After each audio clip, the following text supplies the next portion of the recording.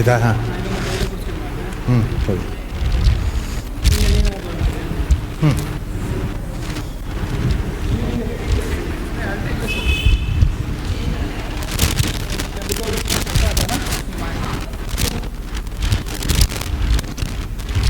He'll hold the hand.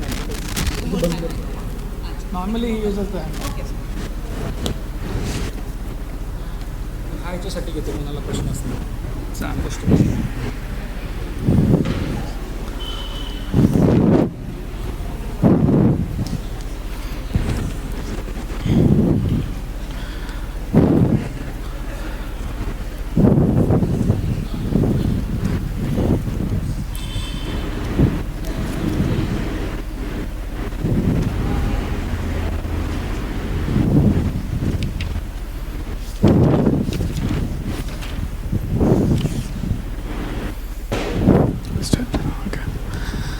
Okay, so we'll start with Yogena Chittasya and Gurur Brahma. Yogena Chittasya Padena Vacham Malam Sharirasya Cha Vaidyakena Yopakarottam Pravaram Muninam Patanjalim Pranjaliranatosmi आबाहुपुरुषाकारं शङ्खचक्रासिधारिणं सहस्रशिरसं श्वेतं प्रणमामि पतञ्जलिं. गुरुर्ब्रह्मा गुरुर्विष्णु गुरुर्देवो महेश्वरः गुरुः साक्षात् परब्रह्म तस्मै श्रीगुरवे नमः. हरिः ओम.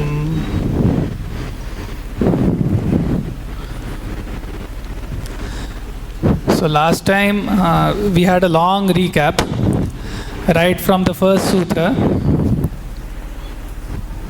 Okay. Right from the first sutra to sutra number 30, right?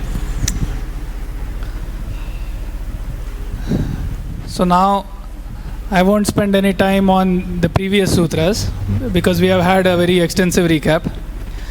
So let's directly start with Sutra 1.31, which we had read last time and he had given some background. Now let's look at the sutra and the bhashya as usual and get into the details. So just as a reminder, 1.30 was about antarayas and we looked at the 9 antarayas, vyadis, dhyana, etc. Sutra 1.31, it says, Dukkha daurmanasyangame jayatva shvasa prashvasa vikshepa sahabhuvaha. So the first word is a compound word. It's called iterator dvandva. So it is listing out multiple things. Dukkha daurmanasyam angame jayatvam shvasaha prashvasaha. And what are these? These are vikshepa sahabhuvaha. So last time we saw in the context of antarayas that all the antarayas are chitta vikshepas, right? So those are things that cause disturbance in the chitta. It causes the chitta to go here and there.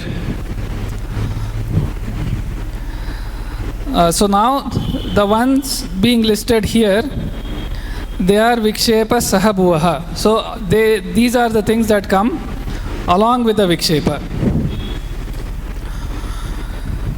So Vyasa in his commentary will describe the exact meaning to be understood for each of these terms. Dukkha daurmanasya angamejayatvam shvasaha prashvasaha.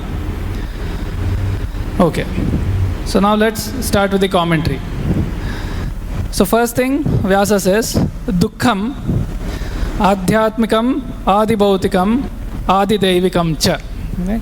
So the dukkha is threefold. Adhyatmika, adibhautika, adidevika.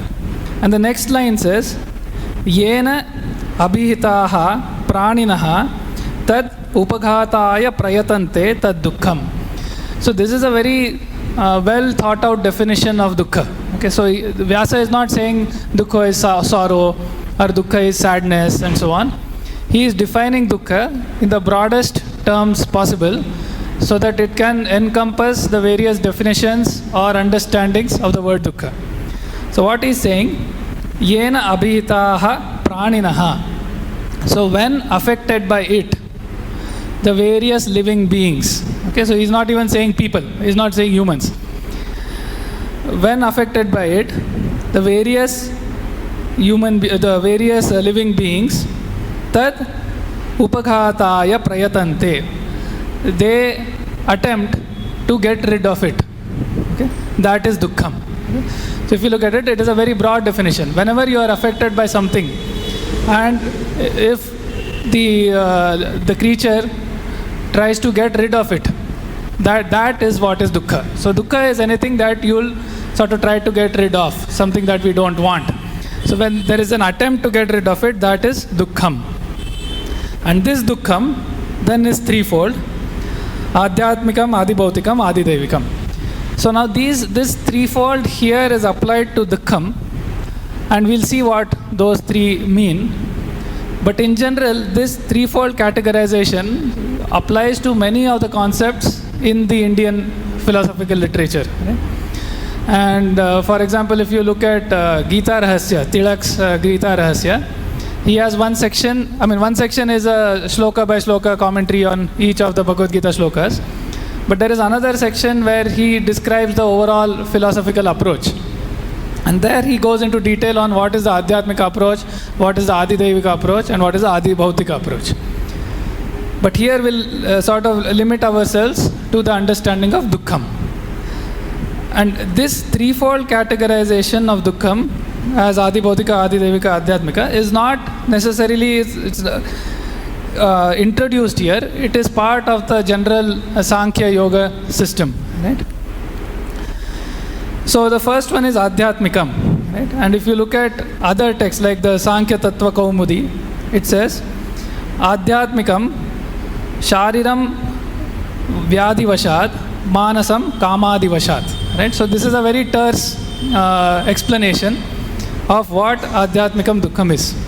So in general, Atmikam means about oneself. Right?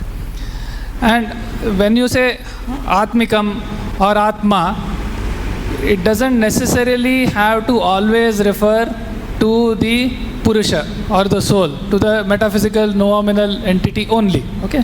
There is a Sharira Atma, there is a Manasya Atma, there is a Shvasa Atma. So you say myself, the bodily self, or the breath self, or the mind self, and so on. So the Atmikam applies to anything that we would refer to in general as ourself. Right? Now the one aspect of dukkha is due to our own self, body, mind, and so on, and that is Adhyatmikam Dukkham.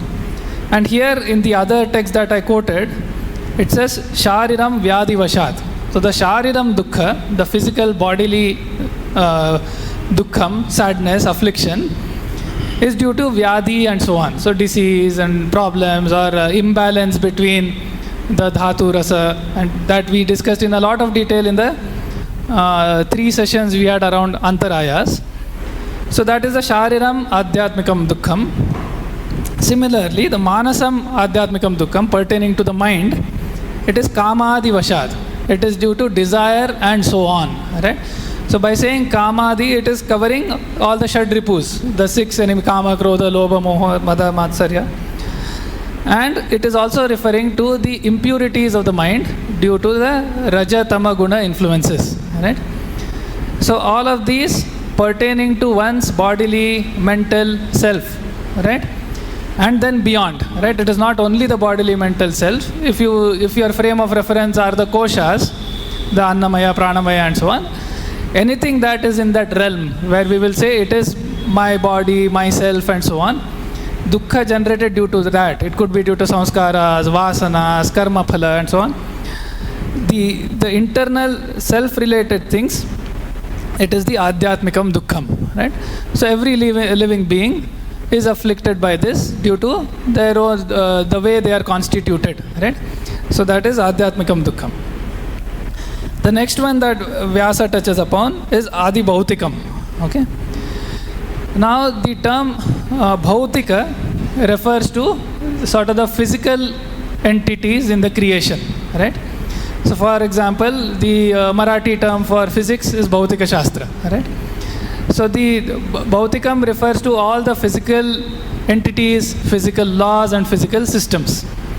So the Dukkham generated due to that, right? And again, referring to the Sankhya Tattva Kaumudi, it says, Tatra Adi Bhautikam, Manusha, Pashu, Mruga, Pakshi, Sari, Srupa, Sthavara, Nimittam.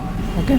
So anything to do with, let's say, bad weather, okay, or due to animals, or due to people, or say germs and bacteria and so on, all the dukkham that is coming from that angle is Adi Bhautika, okay? And then there is a Adi Daivikam, right? So Adi Daivikam, let's directly quote the definition from the Sankhya Tattva Kaumudi. It's Adi Daivikam, Yaksha Rakshasa Vinayaka Grahadya Vaishya Nibandhanat. Okay? So this is about usually what we refer to in modern times as fate or luck, right? So Adi Daivikam, if you look at one aspect of the Shastras, it will say that, like the Jyotisha Shastra will say the planetary constitution, constellations and grahas, or the various deities who control the different aspects of life, right?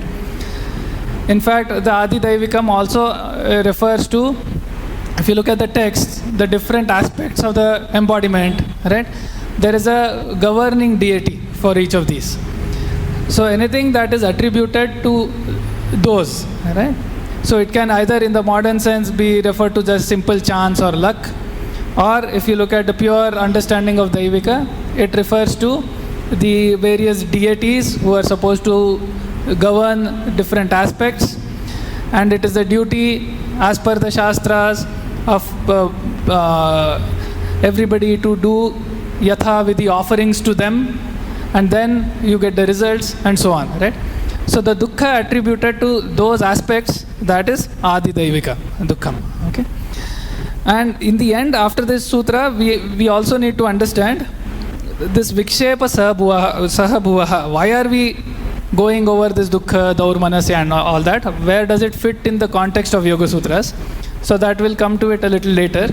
At this point, we've understood the first two lines of the commentary. We have understood what is dukkham, and we've sort of gotten an introduction to Adhyatmikam, Adi Bhautikam, Adi Daivikam. But each of these is a sort of a very deep subject to understand.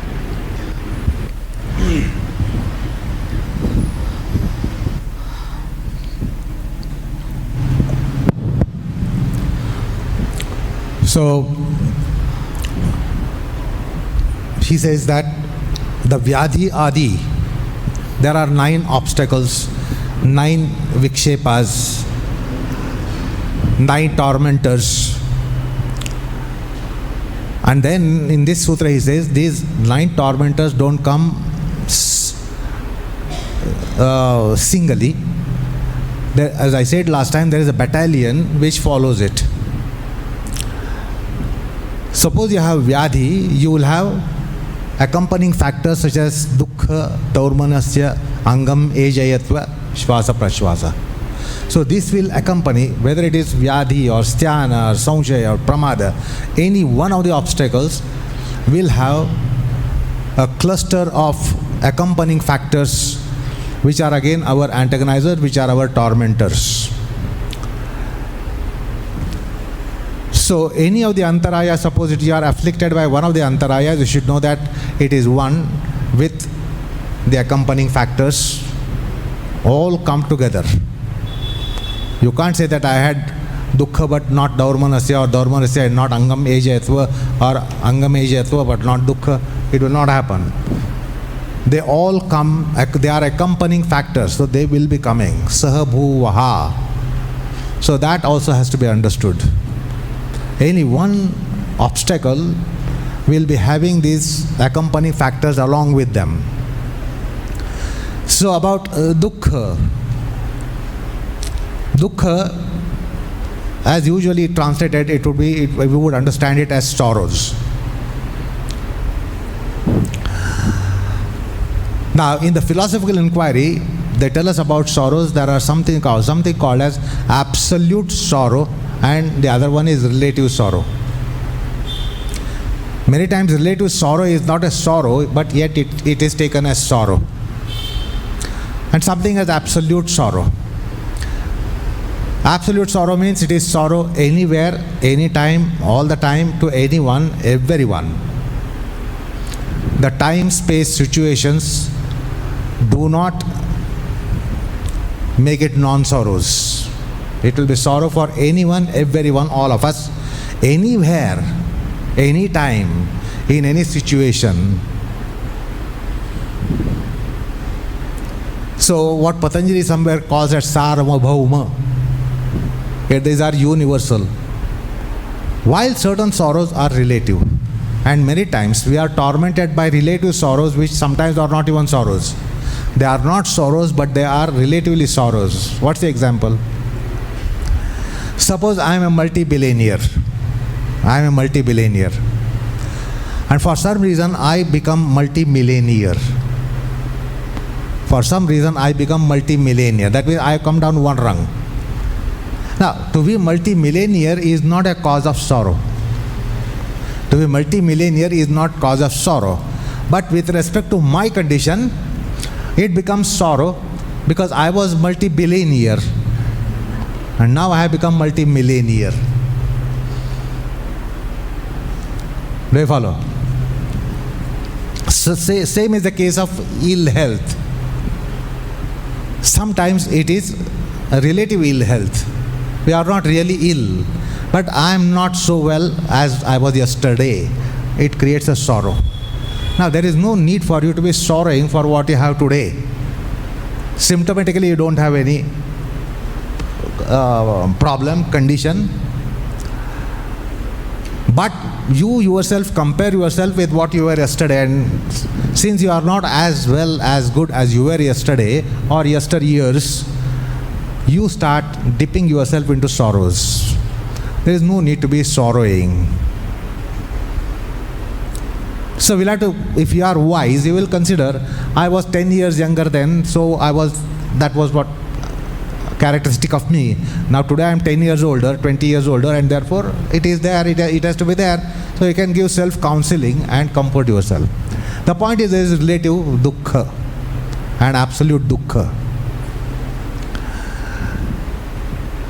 Now, many times we have such a condition, we say, I am sorrowed for some reason. I am in sorrow for some reason.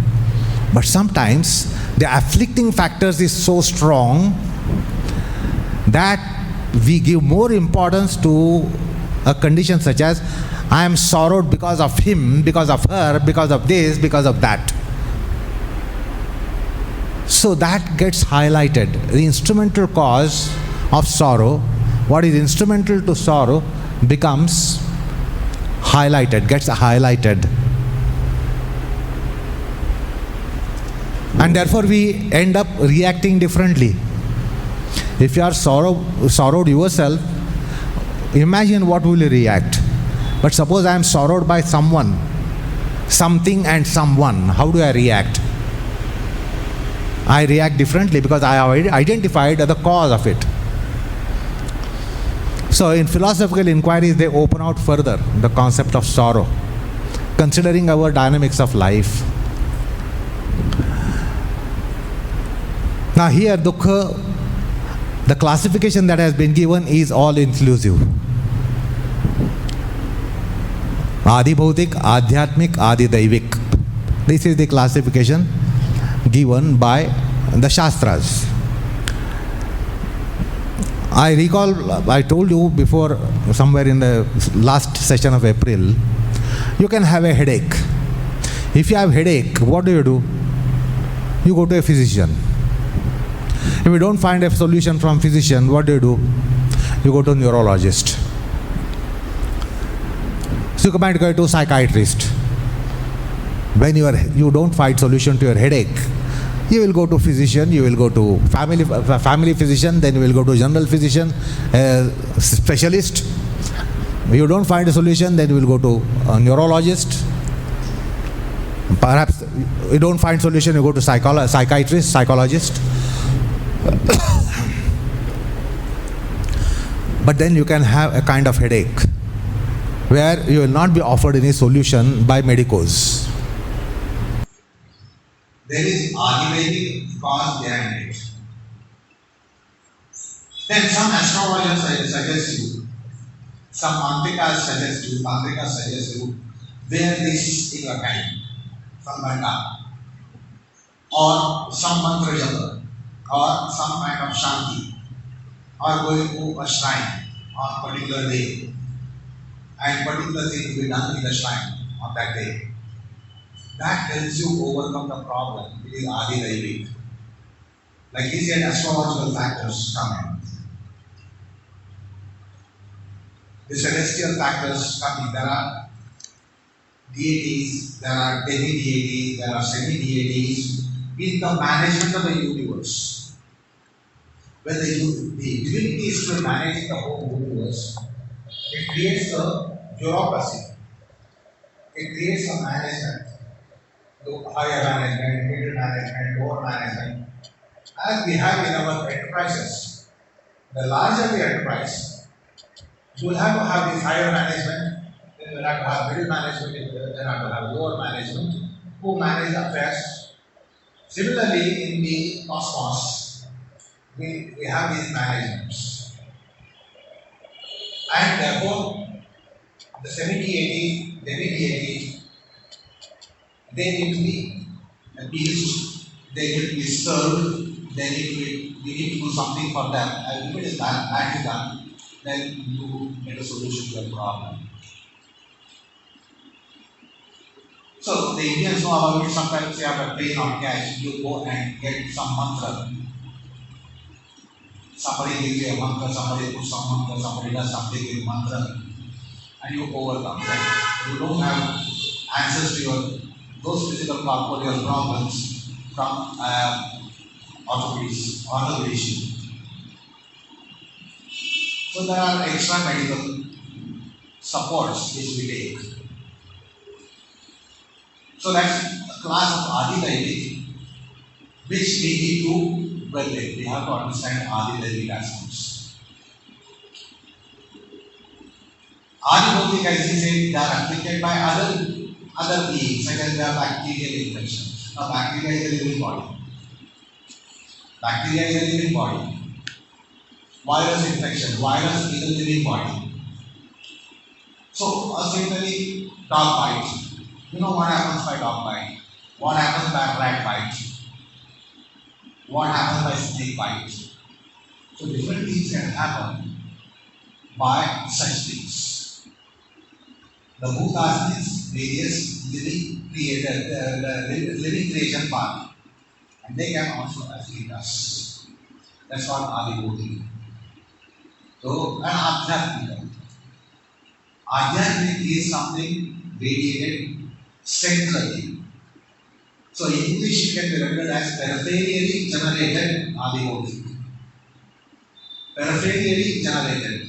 Peripheral aspects are there, and from that, they generate sorrows for us. No one says, I have bacterial infection, but I am very happy. I have a virus infection, but I am very happy. It's a problem solved. I had a snake bite, I am happy. I had a dog bite, I am happy. You are sorrowed by dog bite, snake bite. So there is peripherally radiated, if it is you put into English.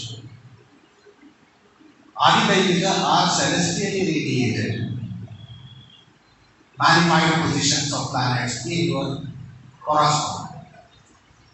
They will create problems. And there are measures to be taken against such conditions. Just as if you have dog bite, there are measures to be taken. If there is a snake bite, there are measures to be taken. Similarly, there are measures to be taken when you have celestially radiated sorrows. Mantra, Shanti, Puja, Japa, going to shrine on a particular day with particular thing.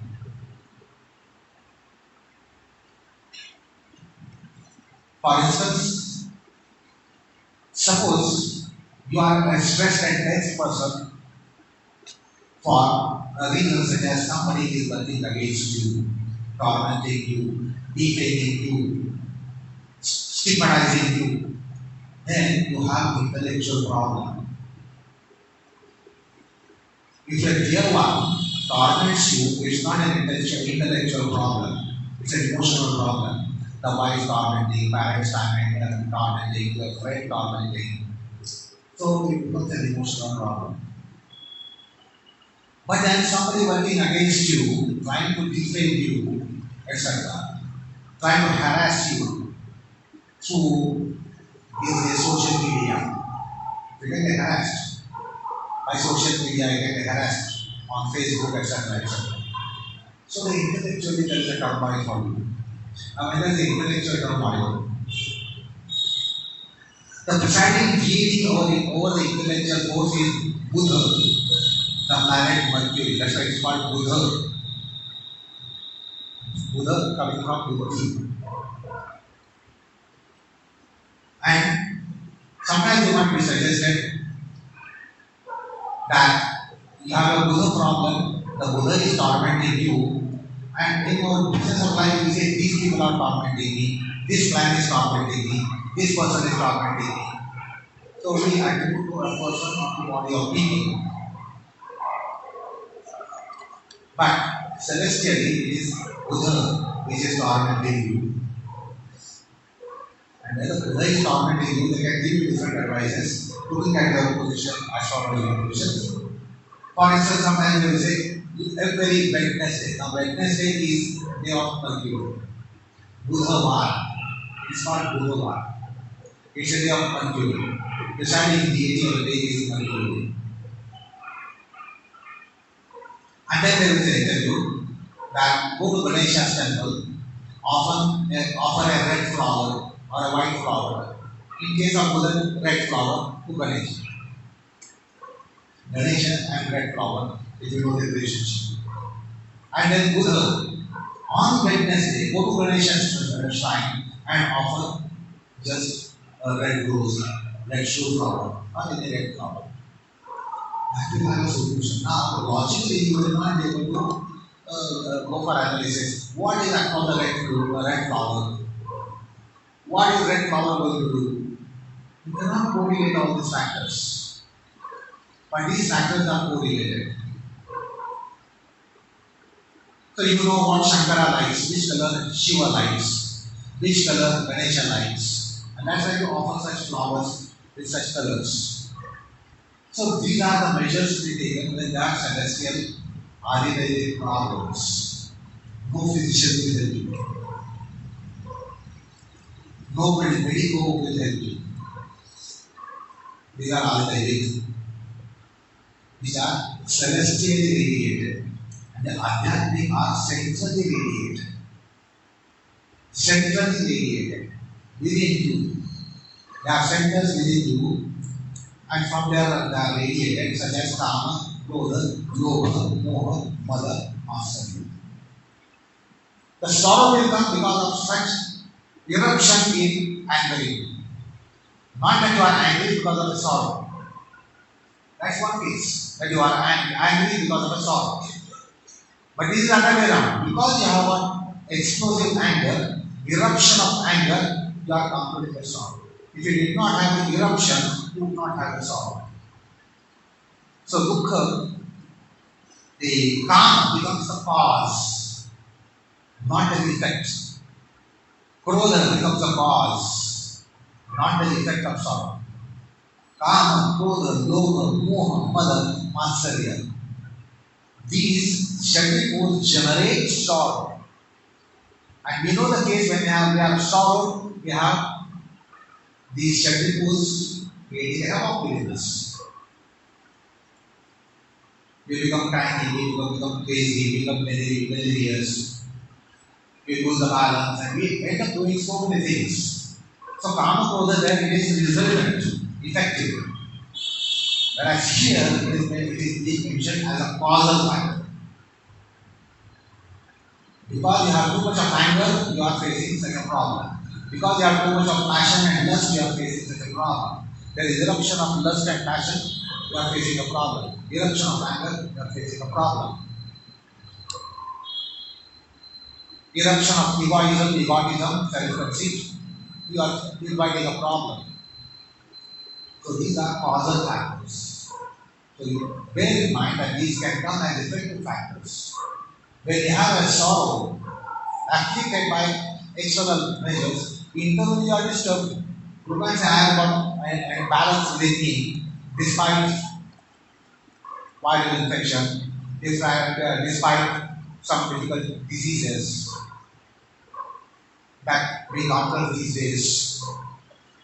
Chikungunya. Now such diseases which create lots of tormentation for us. So we lose the balance of mind when we are afflicted by, say, chikungunya or such things. Imbalance in sugar. So Kama Krodha will come up, will get erupted because of such an imbalance caused by other factors. So bear this in mind, Kama Krodha can be causal and effective factors. And here they are being mentioned as causal factors, therefore centrally radiated is Adhyatmic Dukkha. Because of physical, mental dukkha, you will get Adhyatmic Dukkha also. So this has to be understood. Okay? Next. A couple of things that occurred to me in this discussion. So, in the Bhagavad Gita, in the 18th chapter, Krishna talks about 5 factors that should get aligned, should be favorable for anything to be accomplished. So he says, Adhishthanam tatha karta karanam cha prathak vidam vividha cha prathak cheshtaha daivam chaivatra panchamam. So the first is Adhishthanam. It's like a proper foundation for whatever is to be accomplished. Tatha karta. Karta is a doer. The doer has to be properly qualified. He has to be in the right frame of mind and so on. Karanam cha prathak vida. Karanam are the various means and instruments. So he needs to have all those means and the instruments to accomplish whatever is set out to be accomplished. Vividha cha prathak cheshtaha. The various attempts, right, done in the right way. That is the 4th factor. Daivam chaivatra panchamam. Fifth is Daivam, the fate, the luck, or the celestial support. Right? The destiny. The destiny. Right. So these 5 factors have to come together, right, for anything to be properly accomplished. So often we'll say, and if there is a failing in any of these, maybe the destiny was there, but the karta is not ready, right? Or if we think there are various attempts, means are ready, karta is ready, still it doesn't happen because the fate did not help out, and so on. So you can, given in that background, you can also understand the Adidevika, Adibhautika, and Adhyatmika Dukkham, which is sort of factoring against what is to be accomplished. Another point, sort of to clarify, later in the Yoga Sutras, you will see this line that says, Dukkhameva sarvam vivekinaha. So for a viveki who has the sort of the exalted discriminatory knowledge between the permanent and the impermanent, the Purusha and the Prakriti and so on, who knows the essential truth of everything, for him it says, Dukkhameva sarvam, everything is dukkha. Now we don't have enough background to describe that. I just wanted to clarify that here it is not that dukkham necessarily that is being talked about. Here it is the dukkham against which any creature will act and try to get rid of that dukkham. So for a viveki, even something that is normally considered a sukha, right? Suppose you win a lottery and you get a lot of money. For a normal person, it's a sukha, right? So it is not a dukkha. Whereas for a viveki, it is a dukkha because that's now there is money and then he get pulled into samsara and he doesn't want that and so on. So the dukkha sukha is also, dukkha and sukha is also relative to the caliber of the person in question. And in this sutra, it is the general understanding of dukkha that is being talked about. In dukkhameva sarvam vivekinaha, it is a more higher and refined understanding which we'll see when we come to that. Okay, so we have seen dukkha. Next is Daurmanasyam. So what is Daurmanasyam? So Vyasa says, Daurmanasyam Ichhavighatat Chetasaha Kshogaha. So because whatever is desired is not attained, right? That is called Ichhavigataha. Because of that, Chetasaha, so of the mind, of the chitta, Kshobaha, that is sorrow, restlessness, uneasiness, and so on. So the unsteadiness and uneasiness, because something that was desired was not attained, that is Daurmanasya. That is the desire is shattering. When the desire is shattered, what happens to you? That is the Daurmanasya. So Daurmanasya keeps a desire in place and shattered condition in place. So that is typical kind of state that is described as Daurmanasya.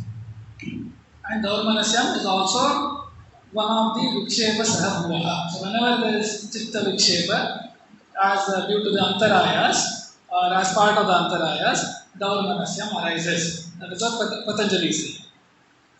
Next is Angame Jayatvam. Daurmanasya is a very interesting term.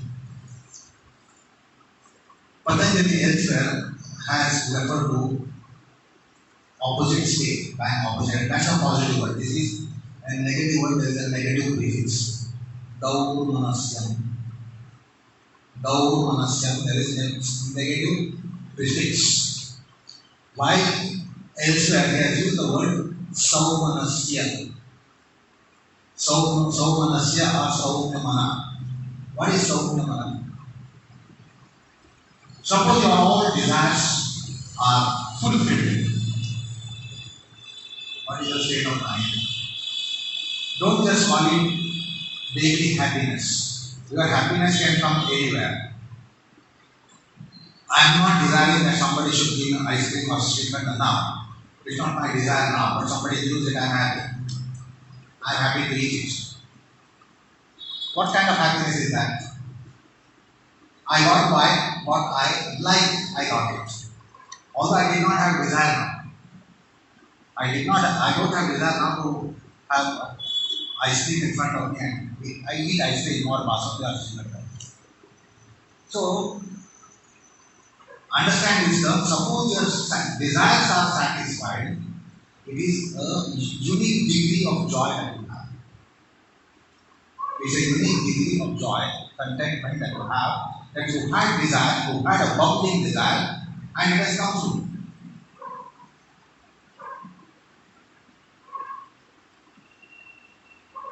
And now here, back opposite, Daurmanasya, desire shattered. That means you had a desire, you had a bubbling desire, and then that is being shattered.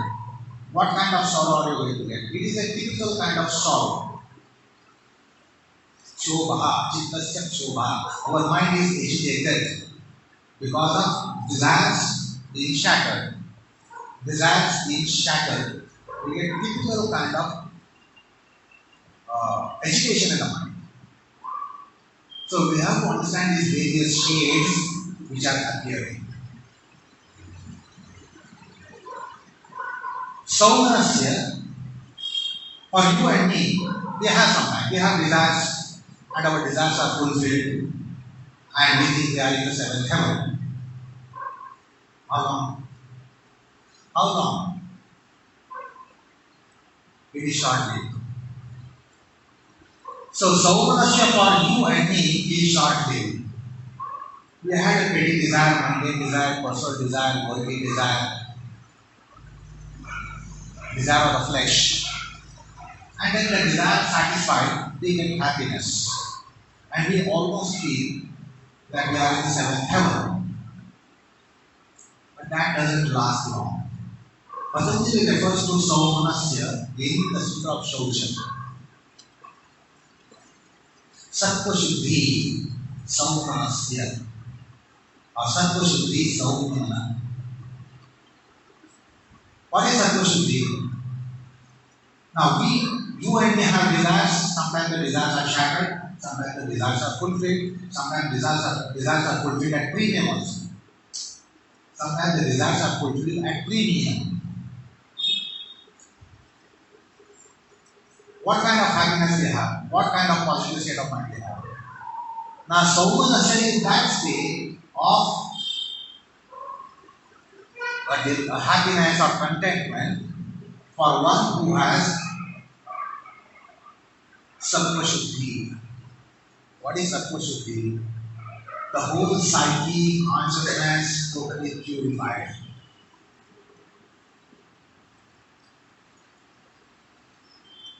So we know that this condition of the psyche, if there is a child, I can offer just a chocolate, and the child is ecstatically happy.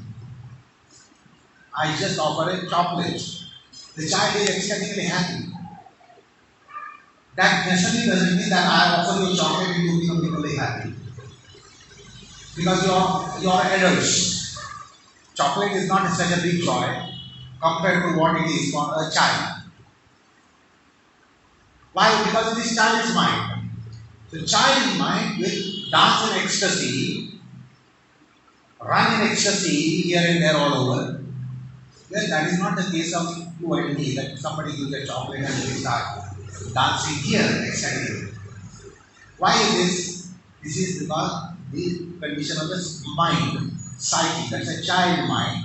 Ours is not a child mind.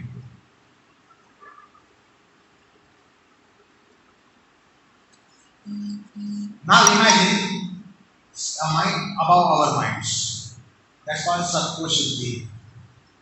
The mind, psyche, totally purified, immaculate, dentless, taintless, spotless, because of Sattva Guna exalted in it. That with the Sattva Shuddhi, what will ensue is Saumanasya or Saumnamanas. So Sattva Shuddhi, Saumnamanas, Ekagra, Indriya, Atmadarshan, Yogya, Swadhisya is a gradation. When we come to that sutra, we will look at it. Sattva Shuddhi has if you quantify its quality, then Saumanasya has higher quantification, higher calibration. Then the next one, Ekagriya, further higher. Indriya, further higher. Atmadarshana Yogyatva, further higher. So there is a progression between Sattva Shuddhi is an ascending scale. It's an ascending scale. Sattva Shuddhi, Saumanasya, Ekagriya, Indriya, Atmadarshana Yogyatva. That's the supreme key point. Atmadarshana Yogyatva, qualification for self-realization. So that's the Saumanasya. This must be understood. What is Saumanasya? Then we'll understand Saumanasya far better. Because here it is Ichcha Vihara, Kshobra Vichitta. Nasi is Ichcha Vihara. Desire shattered is again to be analyzed. So you have a desire, and desire is shattered. But your sorrow, your reaction will differ. Your desire has been shattered by your most loving, your own child, your own grandchild. So the grandchild or child which is so beloved to you has shattered your desire. What will you end up doing? The neighbor's child of the same age causes desire shattering for you, you differently react. And particularly neighbors that who you don't like. Neighbors that you don't like. Of course, it's an innocent lady of your neighbor. Yet you will end up reacting differently. The person whom you love a lot shatters your desire. What will be your reaction? Imagine. The person whom you hate shatters your desire. How will you react? What is the kind of Saumanasya? Your desire is shattered by someone whom you really revere a lot. Someone whom you revere a lot. You will just blame your destiny. But when your enemy shatters your desire, you don't blame your destiny. You engage yourself in a bout with that person. You retaliate. Angrily you retaliate. Now here you are not angry. Your revered person is the reason for your desire to be shattered. So Gauramadasya must be understood in various shades of its meanings. Don't just grossly say desire is shattered, agitation by desire shattering.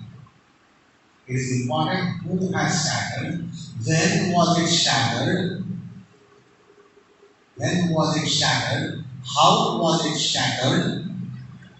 These are the factors which are going to decide on your reaction. So sometimes you quietly react. You say, okay, my guru shattered my desires. The person whom I revered a lot shattered my desires. You will not negatively react. You will say, okay, testing. So what? But when the neighbor's child is shattered, you don't say destiny. You don't say destiny. You think this is the reason, this is the child is the reason, this is the neighbor's child whom I don't like, this is the reason. Actually, your child might be more naughty than neighbor's child, yet your retaliation is more severe to neighbor's child because it's just about the child the neighbor whom you don't like. So understand Daumanas here with these various facets and shades of meanings. From person whom you love a lot, shatters. The person whom you don't love a lot, shatters. The person whom you dislike, shatters. The person whom you very much dislike and hate and have a loathe, shatters. Those will manifest differently. So this is a psychological insight into the Daumanas. It will be interesting thing for you to ponder over this back home. Your sorrow doesn't depend upon the objective value of that thing which has shattered. But so many relative factors are there. So many relative factors are there for you to get down on us. So back home, think over this. There is a very interesting term that has been used, Daumanas.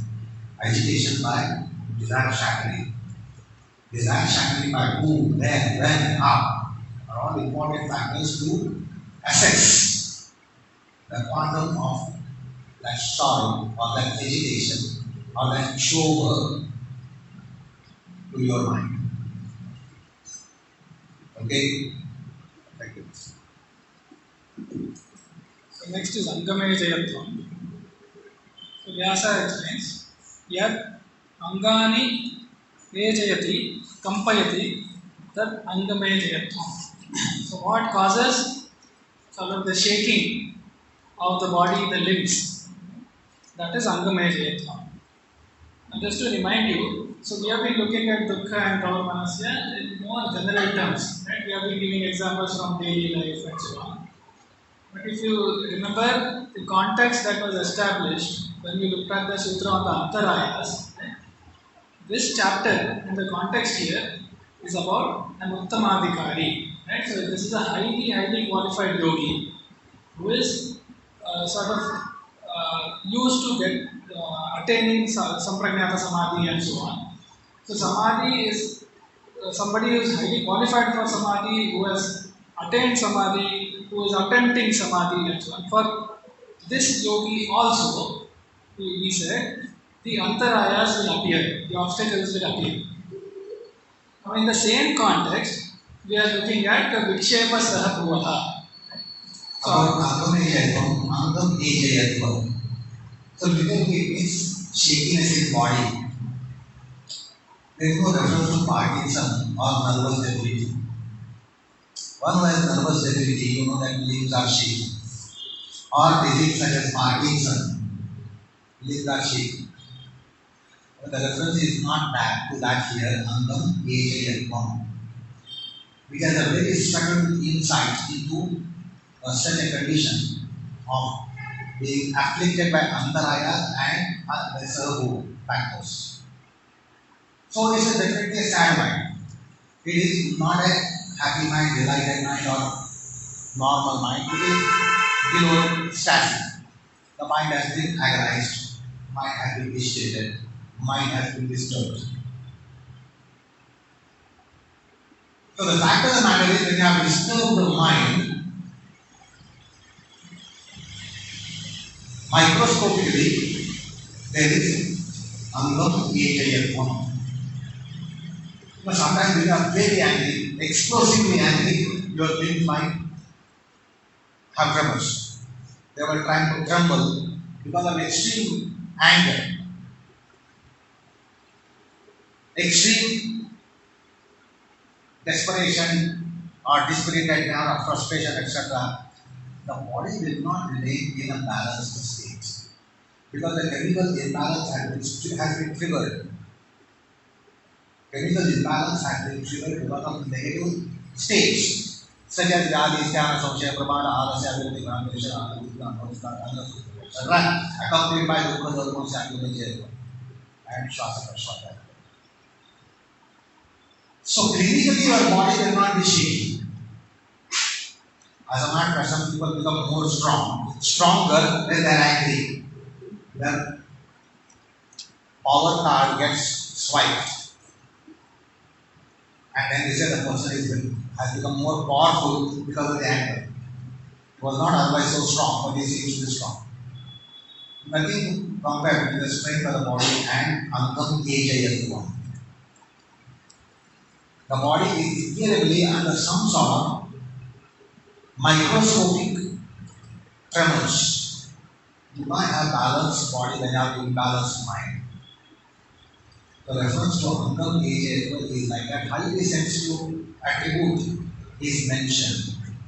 Otherwise, we don't relate vibration of the body, tremors in the body when you have passion, lust, anger, etc. etc. Clinically, it is not there. However, it is there because of imbalanced mind. So, reference is to that, not Parkinson, not nervous debility, not anemia, not the weakness, etc. etc. When the body is weak, the body has tremors. And certain diseases, the body has tremors, such as Parkinson, such as nervous debility. The reference is not that. So, microscopically, he is looking at the body and he says, there is unknown AJF1. And therefore, it is a disqualifier grossly for samadhi. Little educated body is a gross disqualifier for samadhi. These are samadhi antaraya, as he just now told you. Primarily, he is not speaking with our antarayas. He is speaking with samadhi antarayas, yoga antarayas. That's the primary purport. So, yogi's body also will be obstructing actualization of samadhi because of imbalance in the psychic states, kama, krodha, logo, moha, mansari, etc. So that's uncontagious. So don't take a gross meaning, this is body vibrating, body shaking, infirm body, shaky body. No, reference is not that. Microscopically, the body is having tremors. It's trembling, it is vibrating because of the agitation within you. You can't say, man, I have a lot of agitation, but my body is steady. Not possible. Physically, it might be steady, appearance, it might be steady, but really not. In its infrastructure, there are vibrations, and there is unknown AJF1. So, sort of reminds me, even in case of Guruji, right? He used to sometimes have a lot of travel, he had to go out, give demonstration, hours on the road, then the long flights and so on. And he used to come back, and then he used to start practicing and so on. And things look very normal.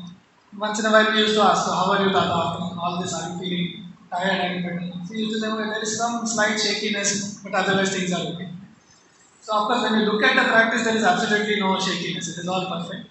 But that is the Angamaya. The slight, like he said, the microscopic shaking also is in some way an obstacle for the highly sensitive yogi who is able to detect those. Right? So all of these things in this chapter of the Yoga Sutras in the context of a highly accomplished yogi, and that is how the Dukkha Dharma Manasya Angamaya Jayatvam needs to be understood. And even the shakiness of the body is, so if you look at some of the Yoga Upanishads or some of the texts uh, that describe, let's say, pranayama, so they'll say the lowest, so I mean already those texts are talking about really qualified yogis who are aware of the nadis, the chakras, and who are able to sense those. Right? Then they'll say the lower level of the pranayama, can the lakshana, the attribute is that there is sweating. So the middle level, the medium level is when there is shakiness, when there is kampanam. So this kampanam in a pranayama is actually a sign of somebody who is accomplished to a certain level, that he has gone beyond the swagger and the sweatiness to the shakiness.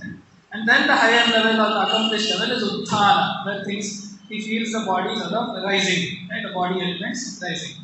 So kampanam by itself is also a sort of a sign of a certain amount of qualification. But to somebody who is at the level of samadhi and so on, angame jayatvam is a problem, and that is what is being mentioned here. The other That is why the other day I said, you can be embarking upon asana practice after having sleepless night. You can't embark upon pranayama practice after sleepless night. Now actually in asanas you exert more compared to pranayama. So usually, the night we think, well, pranayama should not be a botheration if I have not slept, because I am not going to exert. Pranayama will not be comfortable at all, and you will have to give up. It doesn't work. However, you can set it up to asanas and do something in asanas. Although it is key that there is greater physical exertion to body in asanas than for body in a sleep a condition such as sleepless night. But pranayama doesn't work. It requires higher kind of higher sensitivity there to understand the body is steady. Asana is not necessary, but not for pranayama. So it's a subtle condition that having not slept, your body is infirm. And that infirm body disqualifies you for doing pranayama. However, it qualifies you to do some asana. That's why the other day I made this clarification that pranayama requires different fitness level, even in the body as well. And similarly in the mind, that videos, highly disturbed mind should embark upon pranayama. Asana you will find solutions. Pranayama you won't find solutions because it has more subtle requirements. Therefore, the last one, Shwasa Prashwasa. Irritable mind, agitated mind, disturbed breath. Now, not apparently, you will not say, my breath is disturbed, I find it difficulty breathing when I am very angry. So you will say, well, I have no problem in my breathing, although I am very angry, explosive, highly explosive today, highly explosive now. You will see no such condition in breath, however it is there. Because the breath is the other side of the mind. If the mind is agitated and disturbed, not in balance state, breath is also not in its rhythm, not in its element. That's why Shwasa Prashwasa is the last. Disturbed state of mind will have disturbed breath. And on the flip side of the understanding of pranayama, if we find pranayama to be very restful and relaxing, if we have not gone through the sweating and the shakiness and so on, that means pranayama has not even begun. Right? We have completely misunderstood what pranayama is. So that is the other side to understand. So the next two is Shwasaha and Prashwasaha. Now it's very interesting what is being said by Vyasa about Shwasa and Prashwasa, because usually it would be understood as inhalation and exhalation. And then you would wonder why is that a problem, right? Inhalation and exhalation is good. We have heard so much about the breath being important and so on. So now, what Vyasa says is, Pranaha ya Bayam Vayum Achamati Sashwasaha Yat Koshtyam Vayum Nissarayati Saprashwasaha. Which means he's saying, the prana, okay, so the prana is an entity within us. The prana, which Vayum, the external air, Achamati, pulls in, that is Shwasa. Right? So when the prana So the context here is the yogi is qualified for samadhi. He has gone through, let's say, Rechaka, Puraka, and Kumbhaka, right? So this is a high degree of pranayamic practice and dharana and so on. And all of a sudden, he finds that the pranic entity within him is disturbing this state and pulling the air from outside. That is the inhalation that's being talked about. So the yogi is attempting a very different state, a very particular and specific, highly qualified state of Rechaka, Puraka, Kumbhaka, whatever the state might be. Okay? And against his wish, right, against what he wants to achieve, against the path in which he is, the prana ends up pulling in the external air and causing an inhalation when that inhalation is not really desired. And that inhalation is causing a disturbance, a chitta vikshepa in the state of the mind and the body. That is why that inhalation, the shvasa, is a problem. Right? Similarly, the same thing, prana here, koshtyam vayum nissarayati saprashvasaha. What is the koshtyam vayu? So the koshtya vayu is, so koshtyam is antarjatanam, right? So it's like the internal abdominal organs, the internal system. So that vayu, sort of the air that has been established there in a certain state by the yogi, an inner entity of the prana suddenly sends it outside. Right? That prashvasa, which is problematic because it is causing shakiness, a vibration, a disturbance in the chitta, compared to what state of the chitta and the sharira that the yogi is aiming for. Right? That exhalation, which is coming without intention, that exhalation is prashvasa. And that is how it is to be understood by the inhalation and exhalation, which is a simple translation. But the shvasa, prashvasa in this context has been cited as a problem for the yogi. So that is where the shvasa, prashvasa is to be understood. Then, about all of these, Vyasa says, Ete vikshepa saha bhuvaha. So these are the things that come along with the chitta vikshepas. The chitta, the disturbance of the chitta caused by the antarayas. So notice that these five are not part of the antarayas. Right? So there are 9 antarayas or obstacles. Right? And we looked at the line from the Tejobindu Upanishad that said, Samadho kriyamane tu vignani ayanti vaibalat. So when somebody is doing or attempting samadhi, the obstacles come forcefully. Vignani, obstacles, ayanti come by balat. So it is as though they are coming forcefully. So those obstacles are the 9 antarayas.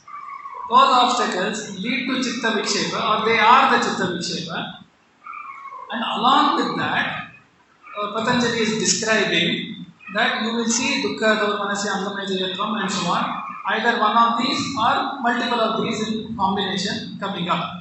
So this is similar to if you go to a doctor, he might say, okay, you are fine, you will recover in 3 days, but you will see some sweating at this stage, there will be some shivering at that stage.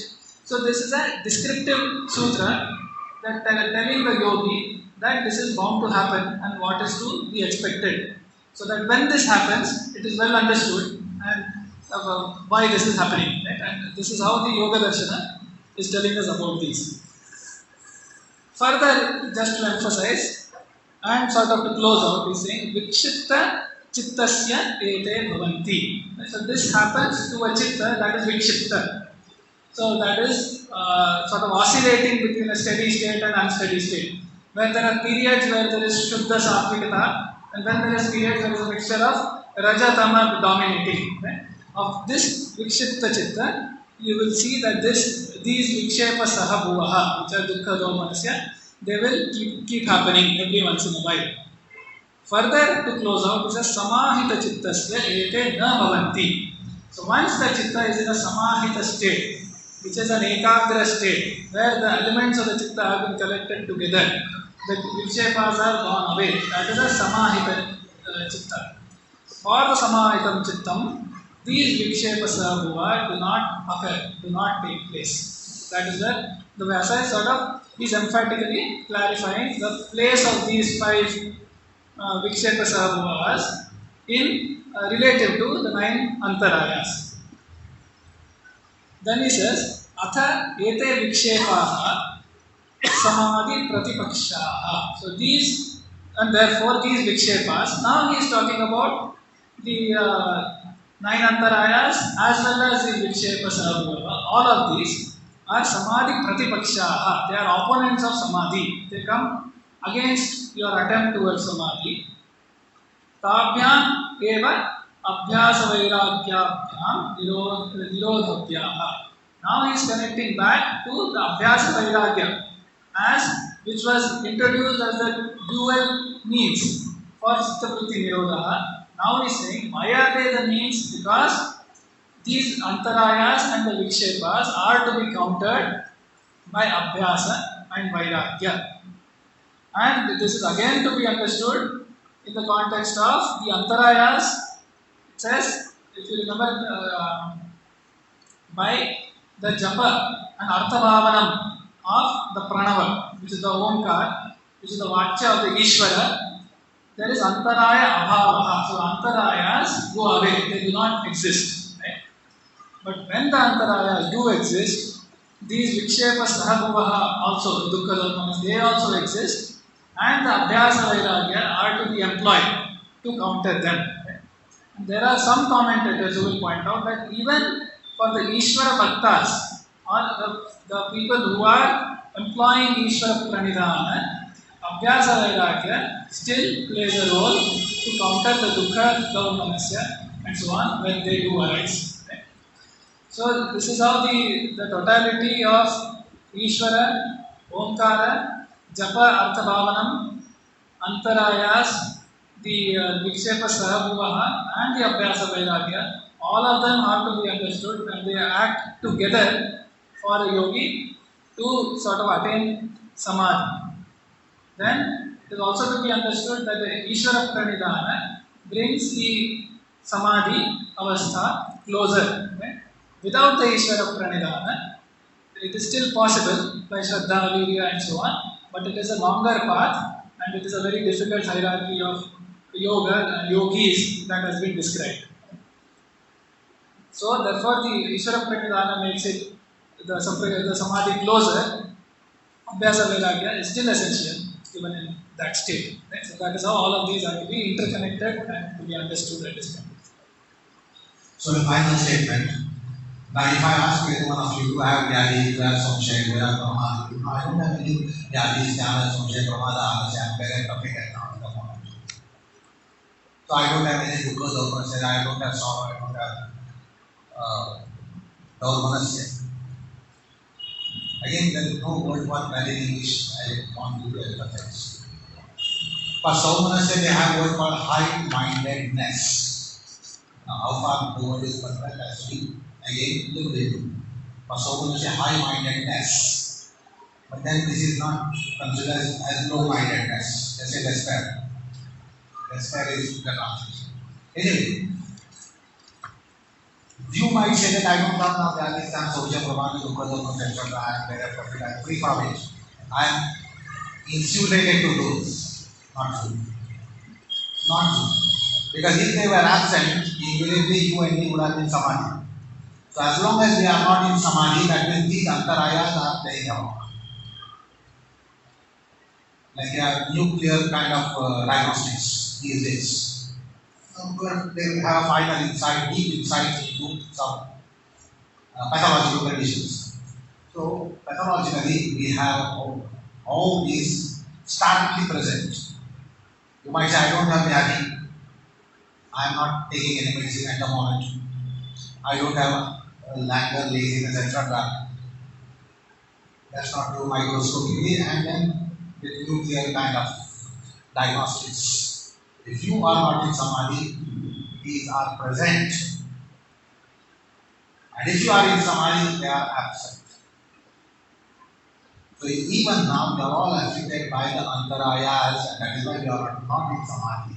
It is only samadhi that it will keep them at bay. There is no other way that it will keep them at bay otherwise. So understand this relationship also, which was made explicit by Vyasa. If you are in Samadhi, they are not there. And if you are not in Samadhi, they are there. Okay. So let's recite the slokas. वैज्ञानिक शिक्षकत्वे कलाकार आसनेशयः योगाभ्यासे च तत्त्वज्ञस् सम्बन्धे सुन्दरं गुरुः योगवृक्षो लोकेऽस्मिन् वर्धितो यस्य प्रेरणया योगाचार्याय गुरवे सुन्दराय नमो नमः